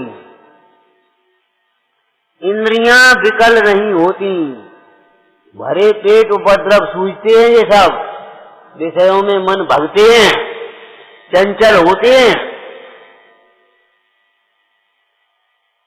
तप की अग्नि को शोधक अग्नि कहा, फिर तप की शोधक शोधन हो जाता है एकदम। इंद्रियां विकल नहीं होती, विकल तो समझते होगे, माने इंद्रियों का विषयों की ओर दौड़ना, व्याकुल होना उनके लिए। 2 दिन पहले हमने क्या शब्द प्रयोग किया था, झपट्टे मारना, टोटमल जी ने झपट्टी मारना लिखा है, ये भी लाओ, ये भी लाओ, ये भी लाओ। आज प्रदर्शन की होड़ में क्या क्या हो गया सोचो, 100 आइटम, 25 आइटम, 50 आइटम ला करके काउंटर खड़ी कर दिए। कितना खाओगे, कितना खाएगा आदमी, क्या करेगा बताओ, और कितनी बर्बादी। और उनसे कहो कि कोई किसी गरीब को भोजन करा, तो सो नहीं करा पाए।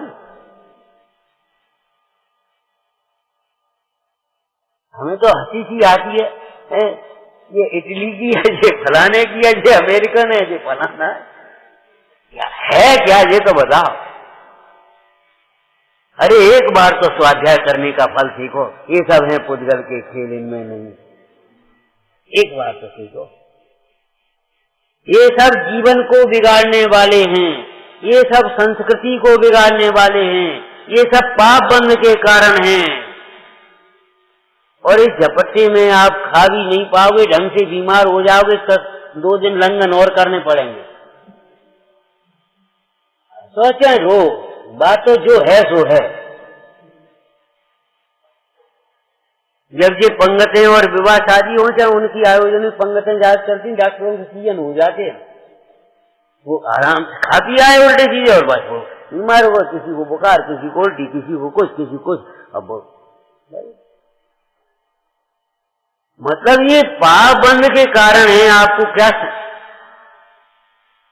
ऐसे लगा दिया, जो चाहो सो खा, जितना चाहो उतना खा। अब एक चीज कम हो गई, एक चीज ज्यादा हो गई, एक फलाना हो गया, ये ऐसा हो गया, ये सब उपद्रव खड़े हो गए। और सबसे बड़ी बात तो मन चंचल, ये खाएंगे, ये खाएंगे, ये खाएंगे, ये खाएंगे।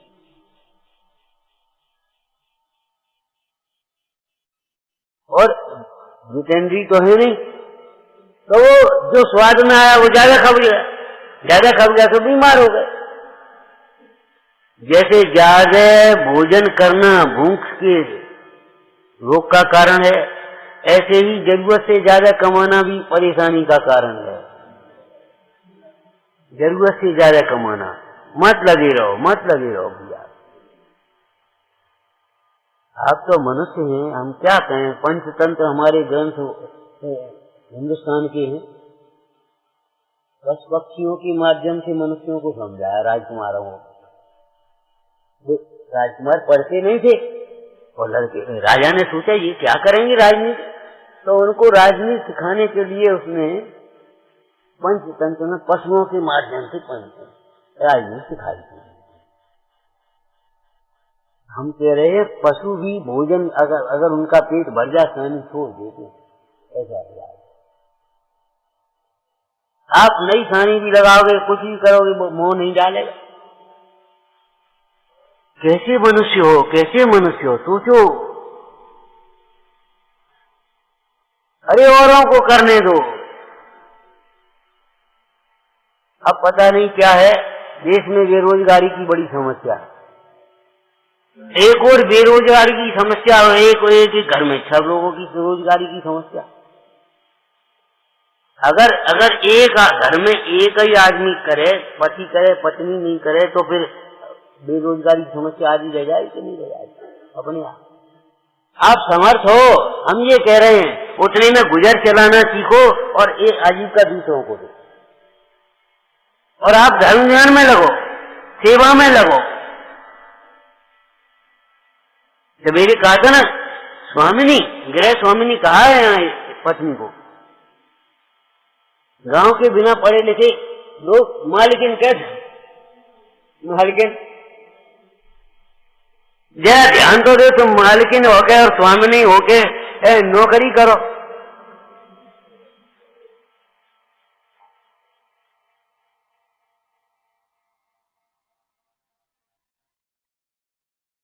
सोचो, ये कोई बड़प्पन नहीं है, कोई फैशन नहीं है।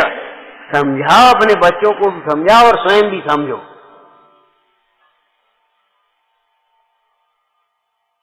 संस्कृति को विकृत करने की चीज है ये।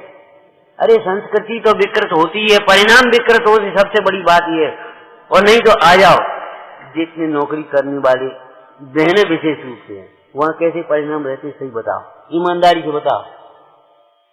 कैमरा लगा है, सीसी कैमरा, और नहीं तो हम बताएं फिर। मतलब कि विचार करो कैसे परिणाम वहां होते, वो कितना भय, वो कितना टेंशन, वो कितना क्या, कैसे परिणाम रहते। क्यों इन टेंशन के जीवन में जी रहे? न्याय से कमाओ, विवेक से खर्च करो, संतोष से रहो, आनंद से प्रसन्नता से रहने के लिए जीवन है। एक तप के बिना कहाँ भटक रहे। दक्षिणावश धनवान दाम बिना निर्धन दुखी, दक्षिणावश धनवान। चलते जाओ, कहां तक चलोगे?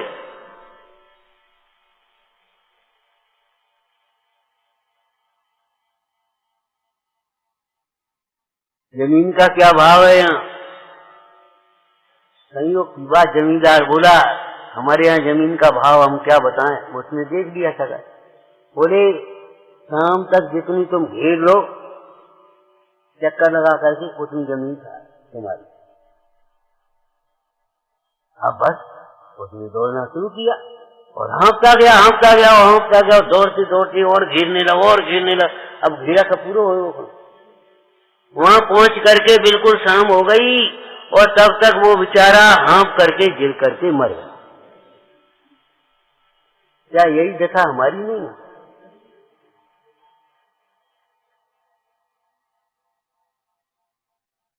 बड़ा तरस आता है। कभी कभी लोग कहते पंडित जी अब तो मरे ही छूटेंगे, मरे छूटेंगे। का चीटी हो, लाल चीटी लग जाए ना तो मरे छूटती है, मुश्किल से छूटना है उसका।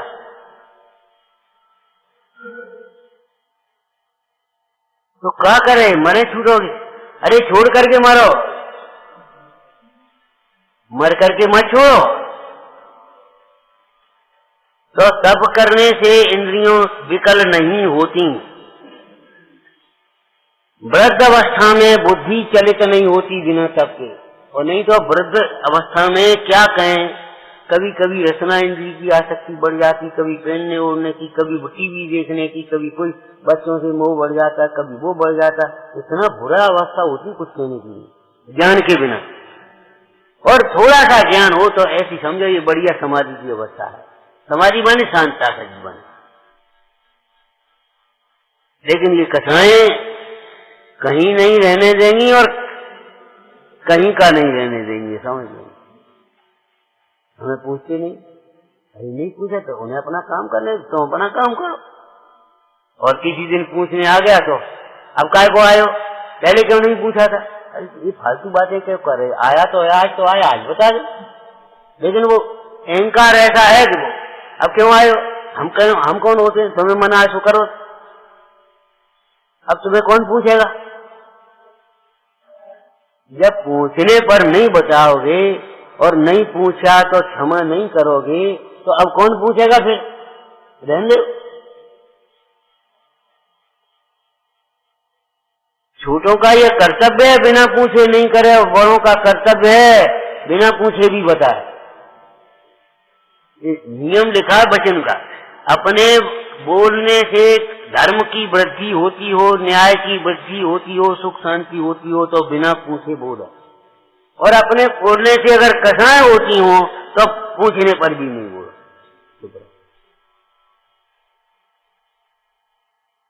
तब से क्या होता है? वृद्ध अवस्था में भी बुढ़ापे से बुद्धि चलित नहीं होती, संतोष वृत्ति प्रकट होती है, दीनता का अभाव होता है, लोक में यश होता है, परलोक में सदगति होती है। क्या कहें तब से? आप कहते क्या होता है, हम कहते क्या नहीं होता। ऐसा कोई सुख नहीं है जो तप से न मिले, ऐसा कोई दुख नहीं है जो तप से न मिटे, लेकिन होना चाहिए तप, ताप नहीं। होना चाहिए सम्यक तप, सम्यक दर्शन ज्ञान पूर्वक।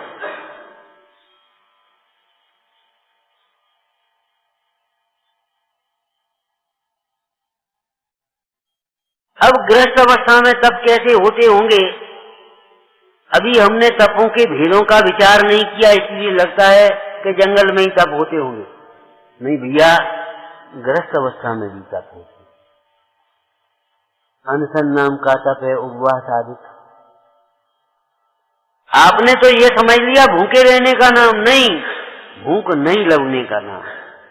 आप 11 बजे तक बैठे रहते हो, आप अभी इस 10 लक्षण में 11 बजे तक बैठे रहते बिना नाश्ता के, भूख लगती है? सही बताओ, कितने लोगों को यहाँ सुनते सुनते भूख लग जाती है? यहाँ से बाहर जाओगे तो भूख लगेगी, लेकिन यहाँ बैठ करके कितने लोगों को भूख लगती है? हंसने की बात नहीं है, आप बताओ। नहीं लगती तो फिर कभी नहीं निकलो तो कभी नहीं निकली। अरे जब आत्मा से बाहर होते हैं तब इच्छाएं उत्पन्न होती हैं, तब ये खाने पीने आदि की इच्छाएं होती हैं। और जब आत्मा में तृप्तता हो, अरे आत्मा की तृप्तता तो अलौकिक है, भक्ति में और स्वाध्याय में भी अगर स्थिरता और एकाग्रता हो तो ये भूख प्यास नहीं सताती।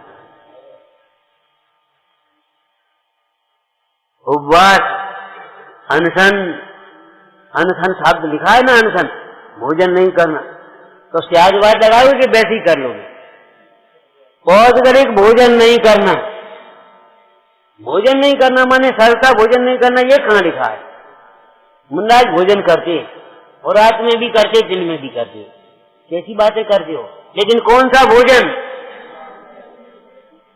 मृग मित्र भोजन तपमयी विज्ञान निर्मलनी, हे साधु मेरे उर्वसो मम हरहु पातक पी। बोलो, पढ़ा कि नहीं? मृग मित्र भोजन तपमयी विज्ञान निर्मलनी, हे साधु मेरे उर्वसो मम हरहु पातक पी। अपने आनंद में, इस तत्वाभ्यास के आनंद में जिन बच्चे से रमनते रमनते, रमनते माने आनंद पूर्वक अभ्यास, इसके आनंद में ऐसे तप्त हैं कि भूख प्यास सताती नहीं है। उसका नाम अनशन नाम का तप है। जैसे पहले से आप थके बैठे हो और अनशन पे बैठ गए, भूख ही नहीं लग रही। ये दुनिया के अनशन नहीं है इच्छाओं की पूर्ति के, ये जैन तप है। और जैन चर्या स्वेच्छाचारणी विरोधिनी होती है, स्वच्छंदता का विरोध है। यहाँ स्वच्छंद नहीं होती है।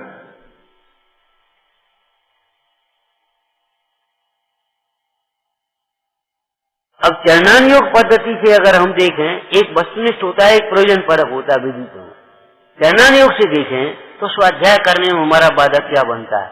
नींद आने लगती, कभी कभी कामादिक भाव जग जाते हैं, वेदनाएं होती हैं तमाम।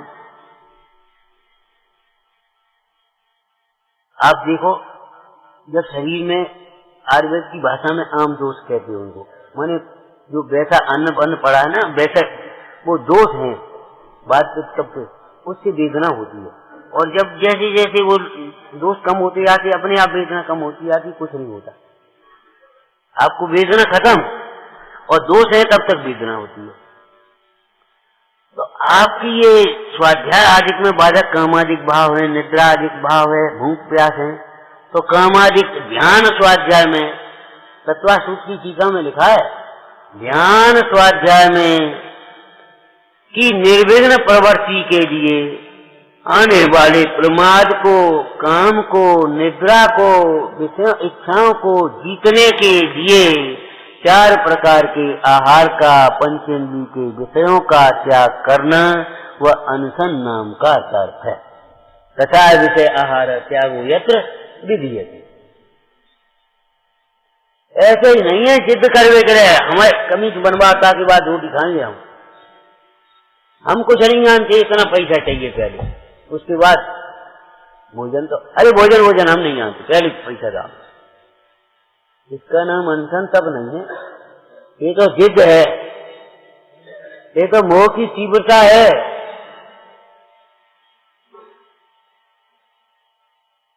विद्यार्थी पढ़ते हैं तो कम भोजन करके रात को नींद आएगी, पढ़ नहीं पाएंगे। ऐसे ही धर्मार्थी, आत्मार्थी, मोक्षार्थी भी अपने ध्यान स्वाध्याय की वृद्धि के लिए कम भोजन किया है, वो ऊनोदर नाम का तप है। उस विद्यार्थी से पूछो कैसे उठाया, कम भोजन पर कैसे उठ जाता है? रात को पढ़ाई करने, रात को जगना है। तो यहाँ हमें हमेशा जगना है भाई।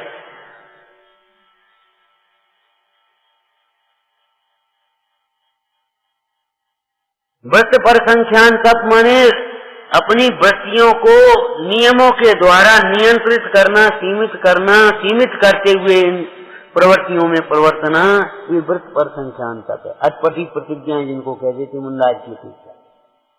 यह बहुत सुंदर चर्चा की है कि गृहस्थ भी क्या करता है, ऐसे प्रतिज्ञा करता है। और बात अकेली रोटी पानी की नहीं कही है, यहाँ गृहस्थ भी प्रतिज्ञा करता है काय में। गृहस्थ भी वीतरागी गुरुओं के प्रसाद से इस प्रकार की प्रतिज्ञाएं करते हैं, मैंने जिनेन्द्र धर्म पाया है, इसलिए उज्जवल धर्म की घात जिसमें नहीं हो ऐसी रीत से ही आजीविका करूंगा, जिसमें श्रद्धान ज्ञान व्रत नष्ट हो जाए ऐसी जीविका नहीं करूंगा। बहुत हिंसा, झूठ, मायाचार जिसमें करना पड़े ऐसी नौकरी नहीं करूंगा। खोटे पाप के बनज नहीं करूंगा। बहुत आरंभ के काम नहीं करेंगे हम। कपट रहित, असत्य रहित जो आजीविका है वही मुझे करना है। इसका नाम व्रत पर संख्यान लिख दिया। देखो तो तात्पर्य क्या है। और चलो भोजन में आज में इतने ही वस्त्र, इतना ही परिग्रह, इतने ही भोगो भोग, बस इतना ही रखेंगे। बीमार भी होगा, इतनी औषधियों के अलावा अब नहीं ले रहे हम पीने वाली नहीं पी रहे भाई, हम वैसी अनजान नहीं खा पी रहे। आज मेरे घर में जो भोजन तैयार हो जाएगा वही कहूंगा, बोल करके नहीं बनवाऊंगा, आज ये बनाओ। आज मैं अपने घर में, अपने घर में ही कहीं बाहर नहीं भोजन करूंगा, और घर का बना हुआ ही थाली में पहली बार में आ जाएगा उतना ही भोजन करूंगा। व्रत पर संख्यान ग्रस्त के लिए कैसे होते देखो ये लिखा है। अब लगता होगा कि ये व्रत पर संख्यान तो मुंडाजों को होता है, मुंडाजों को प्रधानता से होता है, लेकिन ग्रस्त को भी इस प्रकार से दोबारा नहीं मांगूंगा। इस प्रकार की इच्छाओं को रोकने के लिए ग्रस्त भी अपने मन में प्रतिज्ञाएं करते थे। इसी प्रकार रस पर त्याग मुंडाज नीरस भोजन करते हैं। अरे क्या कहें भाई, रस रुचि को बढ़ाते हैं। स्वाद में ज्यादा खाते ना आप लोग, विचार करो, रस रुचि को बढ़ाते हैं। तो नीरस भोजन होगा तो वहाँ रुचि उसकी क्या बनाया? लौकी है, हमें भूख नहीं, हमने क्या बनाया है? मूंग की दाल, हमें नहीं खाना, हम मूंग नहीं। मैंने रुचि टूटती रस के नाम से। क्या बना है? बढ़िया बूंदी, ला थोड़ी सी ले। भूख तो नहीं थी, अब बहाना बनाया अपनी बात रखने के लिए। भूख तो नहीं थी, अब ला थोड़ा ले ले। मैंने रस परित्याग काय के लिए है? भोजन ज्यादा न हो जाए, प्रमाद न हो जाए। एक रस होगा तो दूसरा रस नहीं आएगा। ये जीवन अध्यात्म के रस के लिए है। विषयों का रस टूटना चाहिए। और लिखा भी है, सोने तने रस निबंध। टूटना चाहिए क्या? टूटता ही है, टूटता ही है। रायचंद जी का वाक्य बोलना, संसार से स्पष्ट प्रीति करने का भाव होता हो, देखने का, सुनने का, खाने का, पीने का, बोल चालने सब आ गया प्रीति। उसने ज्ञानियों के वचन सुने ही नहीं है, अथवा तो क्या कहें, ज्ञानियों के दर्शन भी नहीं किए। अगर ज्ञानियों का दर्शन करे, उनके वचन सुन ले तो क्या कहें भैया, कि संसार का रस रह सकता है? सोचिएगा कैसे रह लेगी जब पाए ना तुम्हें। जिनवाणी पढ़े और रस रह जाए। प्रवृत्ति कदाचित हो जाएगी तो भी उसमें रस नहीं होगा, टूटेगी, जल्दी से टूटेगी और उस प्रकार की नहीं होगी। नीरस भोजन उतनी मात्रा में नहीं हो पाएगा जितनी मात्रा में सरस भोजन आप करते। तो रस परित्याग कर, चैतन्य का रस लेने के लिए, अध्यात्म का रस लेने के लिए, जिनवाणी का रस पीने के लिए है, जो बाहर के रसों का त्याग किया, रस परित्याग हो गया। और ही बैठे क्या कहीं चौराहे पर बैठ करके क्या करोगे आप? एकांत में बैठ करके लौकिक भोगों के लिए एकांत में, लौकिक भोग के लिए भी एकांत में। तो ये बताओ, इस अतीन्द्रिय आनंद को भोगने के लिए एकांत चाहिए कि नहीं? जिनवाणी का रस अभ्यास करने के लिए अकेले में रहना, अकेले में रहने का अभ्यास करना, अकेले में बैठना विविक्त शय्यासन तप है। इसी शैली में उपासरे बने। आज पर्व का दिन है, आज हम मंदिर में ही सोएंगे। मंदिर में सोएंगे मतलब क्या? विषयों से विरक्त रहेंगे, विकथा नहीं करेंगे। लाओ चाय पी लेते हैं, लाओ दूध पी लेते हैं, चाय नहीं करेंगे, मंदिर में सोएंगे। विविक्त शय्यासन, सामायिक के लिए, स्वाध्याय के लिए, सामायिक के लिए, स्वाध्याय की वृद्धि के लिए। अरे ये तो ये अध्यात्म के शब्द बोल रहे हम। लौकिक में वैज्ञानिक खोज करते हैं, ये तमाम ऐसे लगे रहते हैं, उन्हें पता ही नहीं रोटी खाई कि नहीं खाई। कई बार अपनी विवाह शादी हो गई, पत्नी को पहचानते ही नहीं, कहाँ है वो। कौन सा संस्कृत का टीकाकार हुआ, भामिनी टीका नाम ही रख दिया उसने। विवाह होकर के आ गया, वो टीका लिख रहा और वो स्त्री आती थी, दीपक जगा करके रख जाती थी और वे अपने काम करते रहती थी। तो टीका पूरी हो गई, वो आप कौन? दीपक लेकर आप कौन?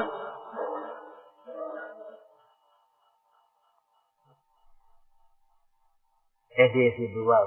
अरे बड़ा उपकार है भाई, इतना संयम हो गया, नाम ही रख दिया भावनी की।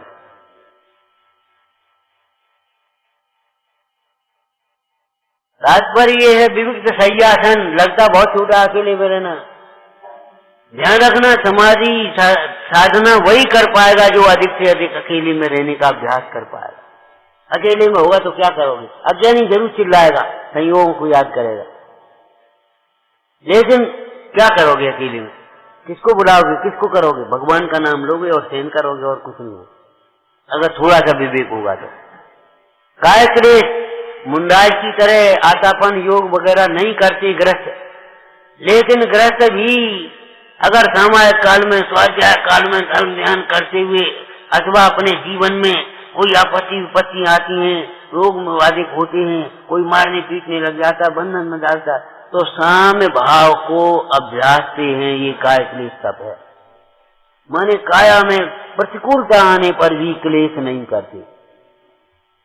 इन तपों में तो थोड़ी शारीरिक शक्ति भी चाहिए, लेकिन मन की ज्यादा चाहिए। ध्यान रखना, शारीरिक शक्ति तो विकसित होगी, लेकिन चलो मान लेते हैं शारीरिक शक्ति भी चाहिए उपवास आदि में, लेकिन अंतरंग तप में तो आप विचार करोगे तब आपकी समझ में आएगा, प्रायश्चित लेने में शक्ति चाहिए, आत्मबल चाहिए, अपना दोष स्वीकार कर सके। इतनी बढ़िया चर्चा लिखी है, समय हो चुका हो, हम क्या कहें भाई। धर्मात्मा अपने व्रत धर्म में कभी भी दोष रूप आचरण नहीं करता, अन्य को सदोष आचरण नहीं कराता, और जो दोष सहित आचरण करता है उसे मन वचन काय से भला नहीं मानता। ये सम्यक दृष्टि की, धर्मात्मा की, ज्ञानी की ये अंतरंग वृत्ति है।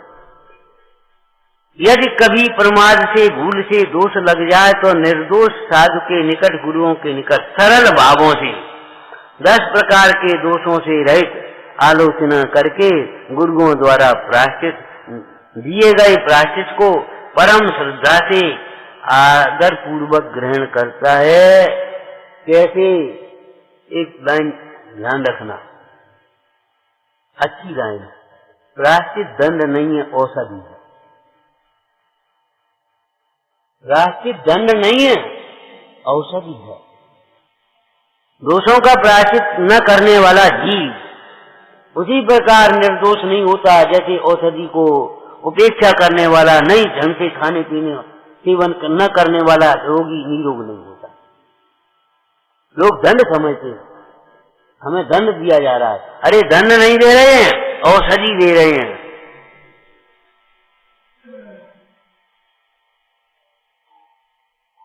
अब बताओ इसमें शारीरिक शक्ति क्या चाहिए? आपका एक पवित्र हृदय चाहिए, निर्माणता चाहिए, निष्कपटता चाहिए। विनय में कौन सी शारीरिक शक्ति चाहिए भाई बताना? और जब विनय होगी तब वैयावर्ती हो पाएगी, और नहीं तो वैयावर्ती का भी प्रदर्शन करोगे। आज वैयावर्ती का इतना दुरुपयोग करते हैं, आ गए है, और काम की बात नहीं है, बस वही वैयावर्ती करने तुम्हें सामने, और किसी मतलब नहीं। उधर काम की बात करे और वैयावर्ती करने, बस हो गई वैयावर्ती। और हमारी सुनन लो, वैयावर्ती के नाम पर कितनी बातें होती हैं, कितनी कथाएं होती हैं। सावधान रहना, ऐसी वैयावर्ती होती है। इसका नाम न वैयावर्ती करना है, न वैयावर्ती कराना, कुछ नहीं है। वैयावर्ती तो उसका नाम है श्रम निवारणार्थ, श्रम के निवारण के लिए, उपयोग के स्थितीकरण करने के लिए हम शरीर की सेवा करें और वे चैतन्य की सेवा करें, रत्नत्रय की सेवा करें। आप अपना उपयोग भीतर लगाओ, इसको हम देख रहे। तुम भीतर झाड़ू लगा ले, हम बाहर की झाड़ू लगा ले, करते है कि नहीं?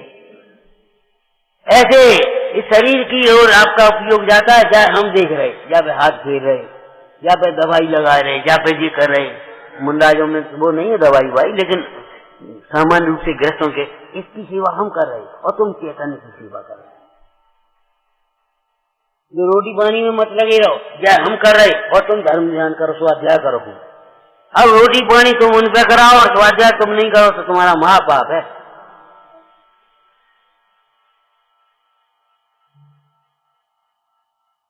ध्यान रखना। भोजन बनाते तो 2 घंटे लगते, 2 घंटे आप अपने लिए प्रमाद को छोड़ करके स्वाध्याय में लगो, तो उस भोजन का सदुपयोग है, और नहीं तो सदुपयोग काहेगा फिर? विकथा में आपने लगा लिए नहीं। तो क्या कह रहे हैं यहाँ? वैयावर्ती माने का ये उद्देश्य है, अभी पूर्ण वितरागी नहीं हुए मुनीश्वर भी, तो उनका उपयोग शरीर में न जा पाए, उस वेदना में न जुड़ पाए, रोग आदि में, उसकी सेवा इस रीति से करना जिससे उनके संयम का भी घात न हो, और शरीर की संभाल मत इस प्रकार से करना कि वे अपने परिणामों की संभाल में लग जाए। हम ये कहते कई बार हमने अनुभव किया है, ना समझो कि वैयावर्ती बड़ा उपसर्ग करती है, कष्ट करती है। बेर बेर टोकना पड़ा, ऐसा नहीं, ऐसा नहीं, ये नहीं, अरे छोड़ो इसका काम, बवाल खत्म करो। अब वैयावर्ती तो उसका नाम है, आप अपने समझ पूर्वक उसको शरीर को देखते आओ और हम अपने स्वाध्याय का चिंतन करते यहाँ तत्व का चिंतन, तब तो वैयावर्ती है। ये काहेगी वैयावर्ती जो उपयोग को और मलिन करे। अधिक आराम भी कष्टदायक हो जाता है कि नहीं, ये बताओ। तो ऐसे ये ज्यादा वैयावर्ती भी ये समझो कष्ट देती है।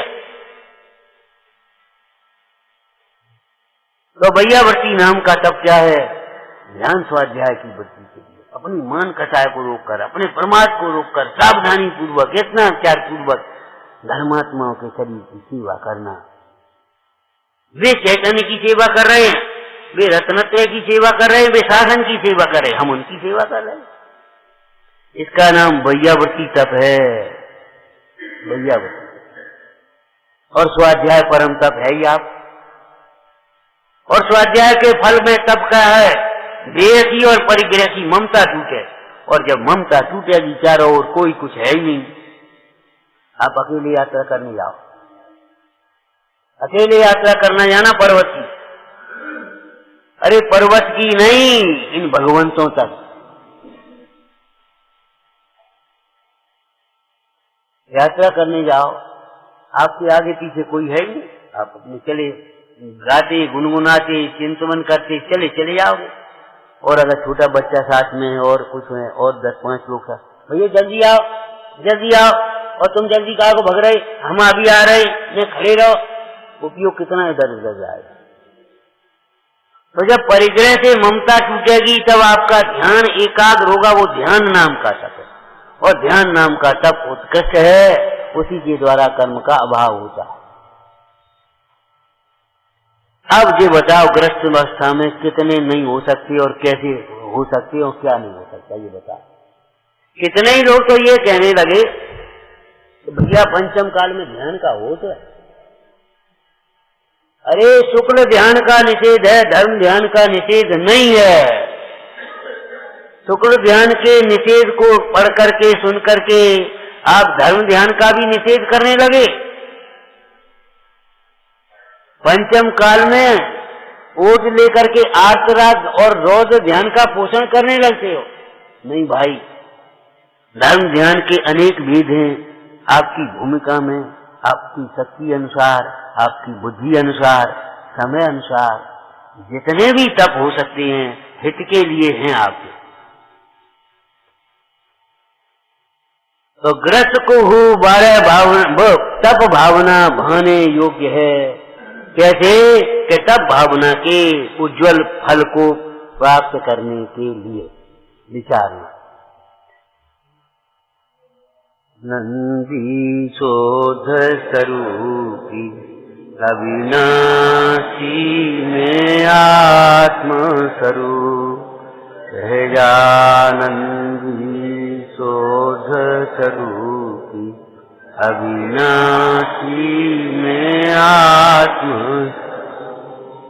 सहजानंदी शोध स्वरूपी अविनाशी में आत्म। हे जिनवाणी भारती सोई जपू जिन